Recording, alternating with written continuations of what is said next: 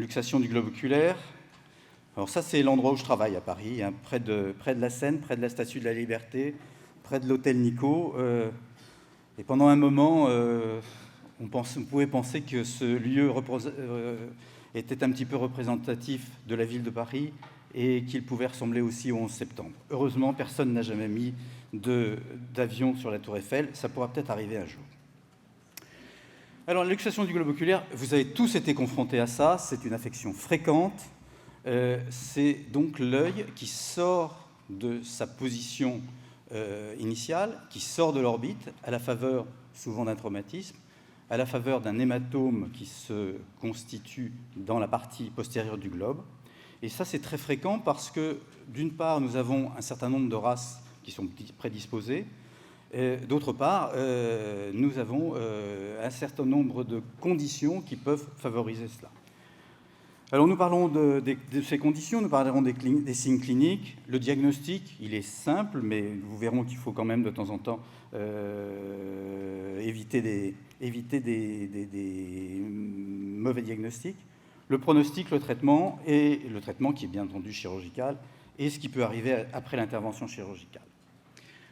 Les signes cliniques, eh bien, vous avez une exophthalmie, c'est-à-dire que l'œil va sortir de l'orbite, va passer en avant de la fente palpébrale, mais parfois, ça peut être un petit peu plus discret. On peut avoir simplement un hématome orbitaire. On peut avoir simplement, ici, un hématome avec une luxation, une subluxation du globe. Dans le cas présent, il y a un seul muscle qui est touché.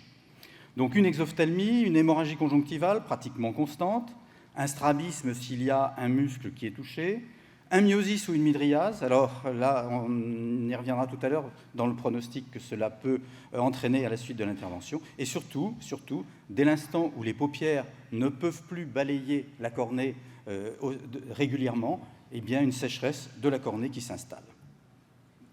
Il y a des races prédisposées, vous les connaissez tous, ce sont les races brachycéphales. Parmi les races non brachycéphales, chez lesquelles l'orbite est relativement peu profonde et chez lesquelles il y a souvent des luxations du globe, il y a aussi le Yorkshire terrier.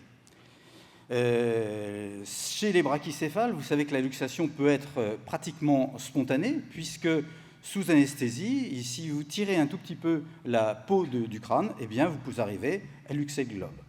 C'est une affection qui est pratiquement exclusivement canine, et là je vous présente quand même un cas de luxation du globe chez un chat.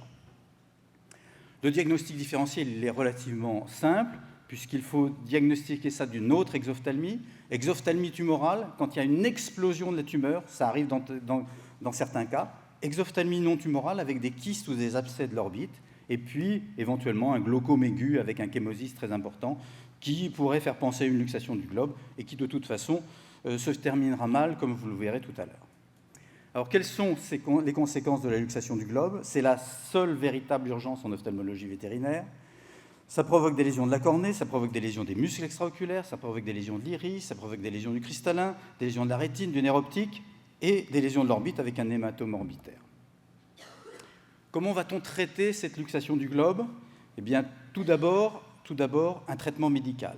Et ce qui est primordial de faire, c'est d'éviter la dessiccation de la cornée.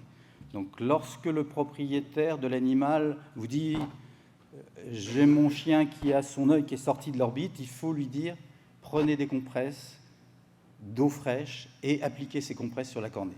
La cornée, c'est un organe qui est très noble, on en reparlera cet après-midi, et c'est un organe qui, si on n'en prend pas soin, va perdre sa fonction essentielle, c'est de laisser passer la lumière pour que la fonction visuelle soit assurée.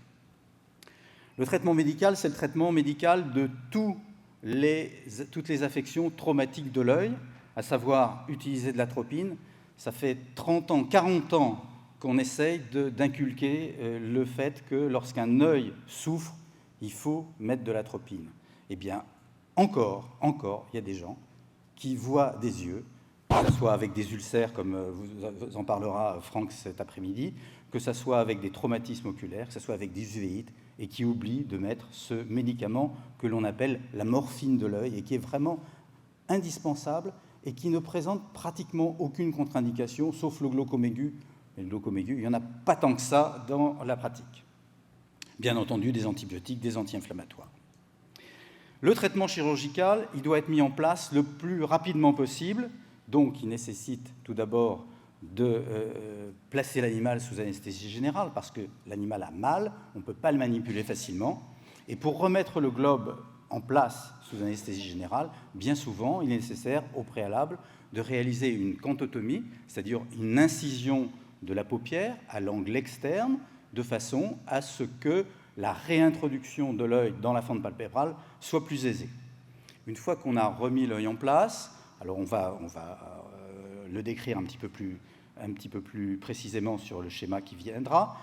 Une fois qu'on a remis l'œil en place, on va réaliser une blépharographie de façon à éviter qu'il ne ressorte et de façon à favoriser la résorption de l'hématome.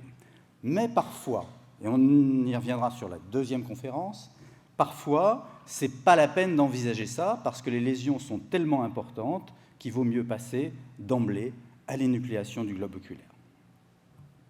Alors, quand on se retrouve avec un œil qui est luxé, donc je vous ai dit, il sort de sa cavité orbitaire et il y a les paupières qui vont venir s'inverser, empêchant ainsi la réintroduction facile du globe. Donc vous voyez ici, c'est un œil de brachycéphale classique, un pékinois certainement, avec les poils en plus qui viennent frotter sur la conjonctive. Bien pour favoriser la remise en place du globe, on va tout d'abord réaliser ici une cantotomie, c'est-à-dire une incision de la peau pour ouvrir la fente palpébrale.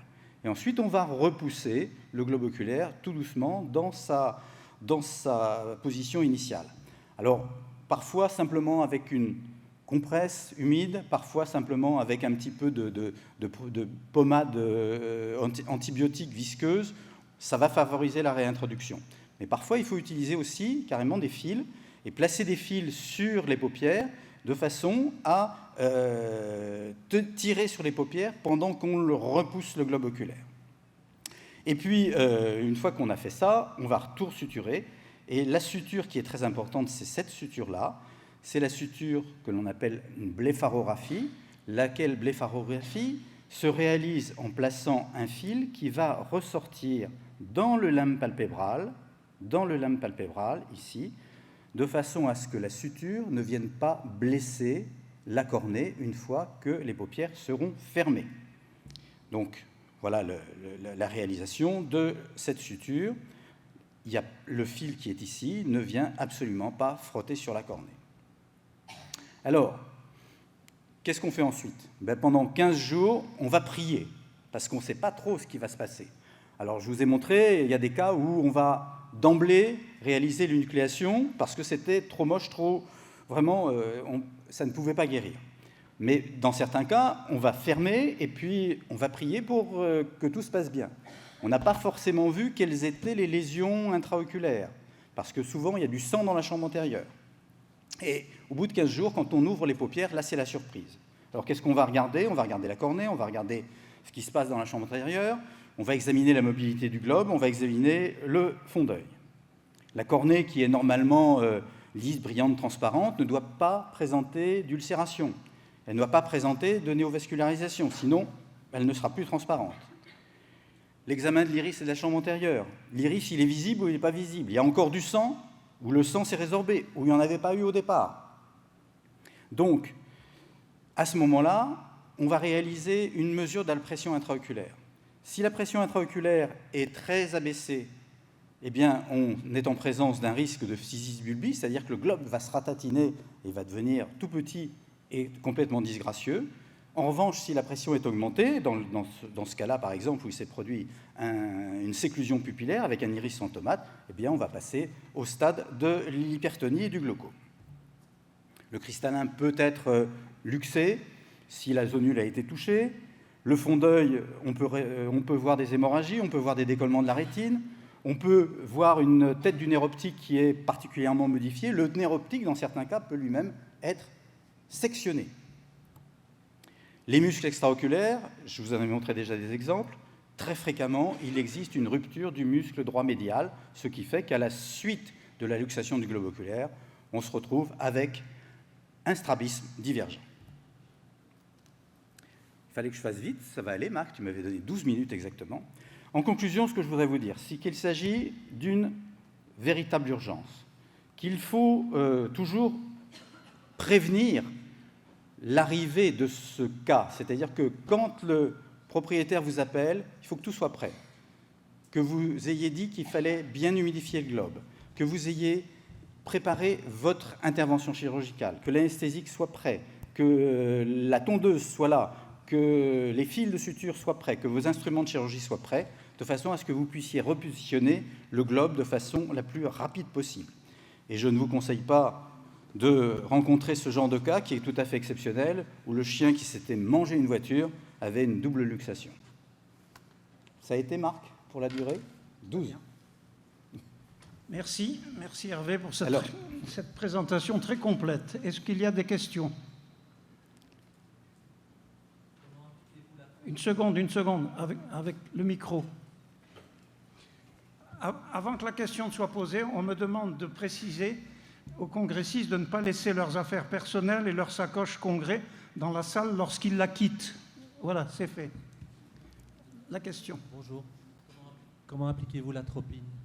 Alors, dans un cas comme ça ou de façon générale? Parce que je pense que dans un cas comme ça, mais le plus rapidement possible, dès que l'œil est accessible, c'est-à-dire que le chien est arrivé, le chien ou le chat, je vous ai dit que le chat, en général, quand il lui arrivait une luxation du globe, c'était vraiment très compromis. Mais dès qu'il arrive, si la pupille est en myosis, il faut appliquer de l'atropine.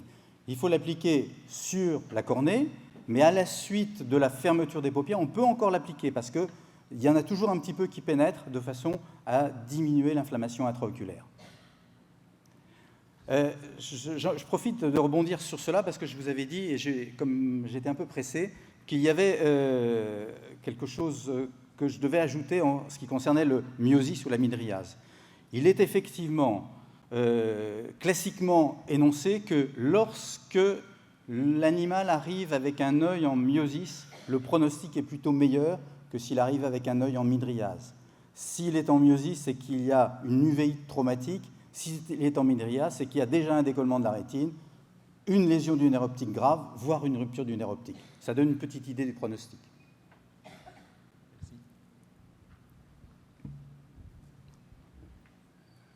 D'autres questions? Vous m'entendez? Oui. Je voulais savoir si vous appliquiez des gouttes après sur les paupières fermées. On peut appliquer des gouttes sur les paupières fermées parce que vous avez vu qu'il ne faut pas trop de sutures.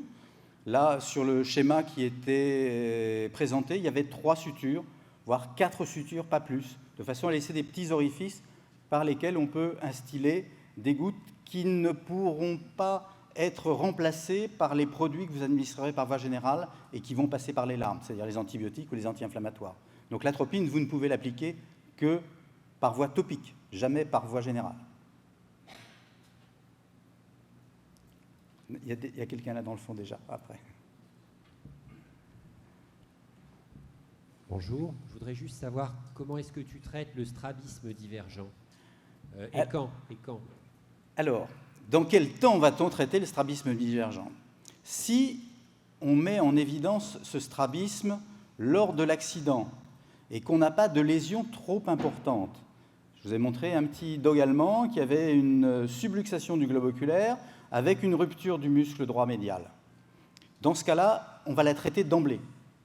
En revanche, quand on a des lésions qui sont très importantes, on va déjà tout remballer pour faire le plus vite possible. Et puis, quand on rouvre les paupières, on va essayer éventuellement de récupérer le muscle qui s'est cassé. Alors là, c'est difficile. Au bout de 15 jours, il est rétracté. On n'a pas forcément la possibilité de le récupérer. En revanche, du point de vue cosmétique, ce que l'on peut faire, c'est couper le muscle qui est de l'autre côté. Et à ce moment-là, on met l'œil dans l'axe. C'est pas terrible, mais c'est mieux que d'avoir un œil qui regarde vers l'extérieur. Il y avait une question devant, là. Surtout les chiens qui viennent, quel est le pronostic de récupération visuelle? Alors, je ne sais pas s'il y a des études qui ont été publiées sur la question. Le pronostic, c'est vous qui devez le faire en fonction de la gravité du cas. Chaque cas est un cas particulier. Bon, Parce que la question que se posent les gens, généralement, c'est est-ce qu'il va voir? Eh bien, est-ce qu'il va voir, est-ce qu'il ne va pas voir? Eh bien, dites, dans 15 jours, on pourra vous en dire plus. Là aussi, je voudrais dire quelque chose que je n'ai pas eu le temps de dire tout à l'heure, à propos des hémorragies intraoculaires. Lorsqu'il y a une hémorragie intraoculaire, lorsqu'il existe une hypotonie qui persiste à l'ouverture des paupières, et qu'on sait qu'il va forcément y avoir un phthisis bulbi, dans un but cosmétique, on a intérêt à envisager la mise en place rapide d'une prothèse de volume. Parce que si on ne le fait pas, après on ne pourra plus le faire. Et là, c'est plus de la vision, c'est de la cosmétique.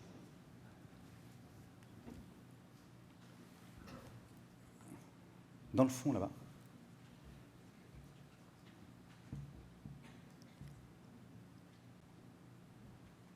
C'est juste sur les statistiques. Tous les cas sont très hétérogènes, comme tu le disais. Mais dans une étude, ils indiquaient 25% de récupération de la fonction visuelle à l'issue du processus de blépharographie. Merci Guillaume.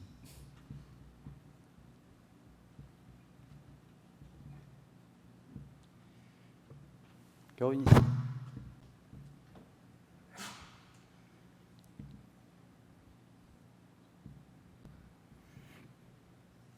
Est-ce que ça peut être d'aide de faire aussi une tarsographie de la troisième paupière en plus? Alors, non, je vais répéter la question. Est-ce que ça peut être utile de faire une tarsographie avec la membrane nictitante?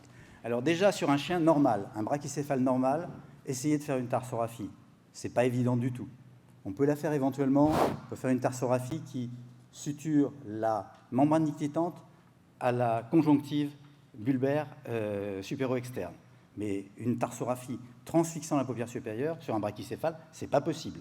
Alors, imaginez donc avec un brachycéphale qui a le globe luxé. La tarsographie, oubliez. On va arrêter les questions maintenant. Si vous voulez plus de renseignements, après les conférences, vous pourrez demander aux